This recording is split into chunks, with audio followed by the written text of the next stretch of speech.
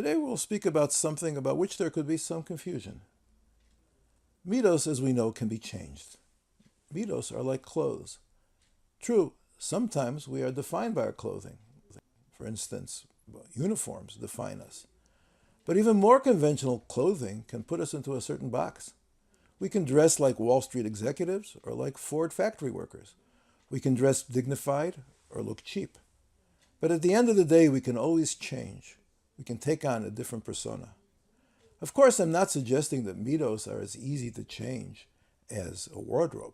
Far from it. But they can be changed. We can move from being lazy to energetic, stingy to generous, timid to bold. The Gemara in Mishler, however, writes, Ha'adam efshar lo lihishbor darko. A person cannot break his way, break his path. Kolomar mazal shenolad bo. That is to say, the mazal, the sign under which he is born. There are certain fundamental facets of our personality which are unchangeable.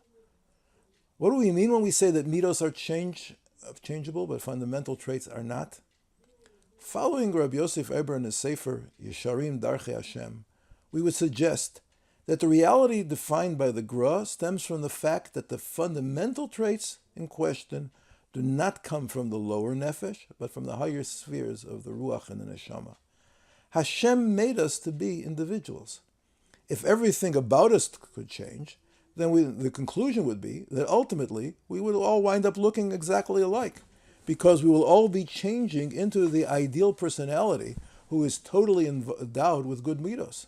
But it is not the case that the only reason that people are different is that some have moved further up the ladder of perfection while others lag behind. People are different, period.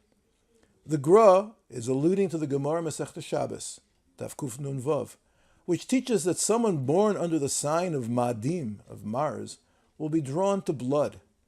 He will either be a Moel, in the best case, or a Shochet, or at the other extreme, he could turn into a murderer. The story is told of a teacher who from time to time would have trouble controlling his temper, which led to serious pedagogical difficulties. Sensing that this just wasn't a midos issue, his Rav suggested that he take up being a moel on the side, so that he could give expression to this fundamental trait. And lo and behold, after a short time, he discovered that once his tendency to violence had in some way been appeased, he was able to maintain an even keel, even under pressure. My memory goes back many, many years to the early days of our yeshiva, when a young bocher came by, complaining that since he had becoming frum, some of his mentors had suggested that his pursuit of his great interest in music, he was a drummer if I recall correctly, was somewhat misguided as he was entering the world of B'nai Torah. To become the real thing, he would need to leave that part of him behind.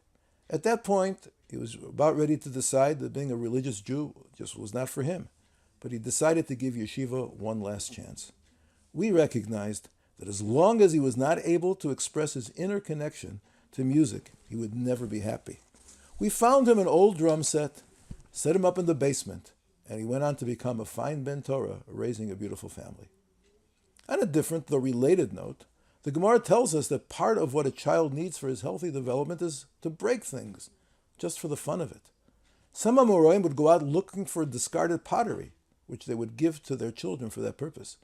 This is another example of the importance of recognizing that there are certain parts of us which cry out for self-expression, and if denied, will eventually come back to haunt us. Hopefully, though, at some point, we will get over our need to break old pottery. Sometimes we just need to be alone. Sometimes we need chevra, social interactions. Of course, everyone has a different mix, but whatever our personal ratio may be, it must be recognized and satisfied. We are all on a spectrum of need for love, warmth, and friendship. But wherever we are on the spectrum, those needs are real, and their denial comes at a very heavy price. The idea is that when it comes to our fundamental traits, the parts of us which are our core identity, they must find expression or we suffer. We become frustrated in a very deep way, which will inhibit our ability to express ourselves, even in areas where we do make the efforts to grow. When one of our Talmidim expresses an inability to really get into his learning, one of the first lines of investigation has to be, do you have any talents that are being underutilized?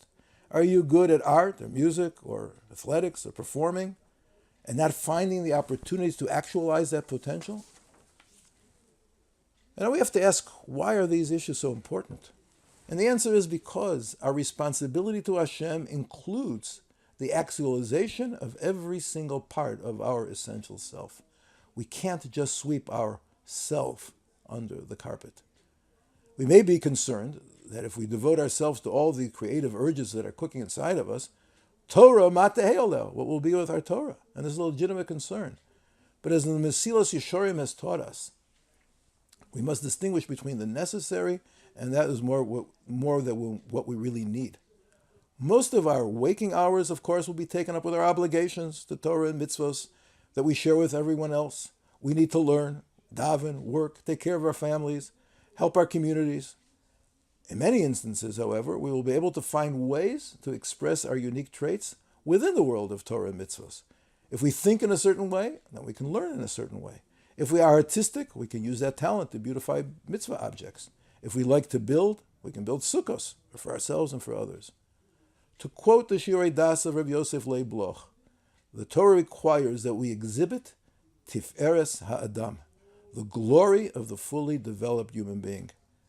So as we examine the greater question, where do we go from here in our growth? We have examined three areas over these past three lectures. We have examined the issue of knowing our midos, learning our present abilities, and being realistic about what we can expect of ourselves at this particular time. We have examined the need of how to relate to those parts of us which still need work, with love and understanding that we need to educate and bring all of our midos into the orbit of Avodas Hashem. And this week we have examined the issue, so important to us if we really desire to implement change, of the fundamental personality traits which need not and cannot be changed. To the contrary, if there's any hope for growth, it has to be against the background of developing and expressing those parts which only can energize our efforts to make significant improvements in our lives.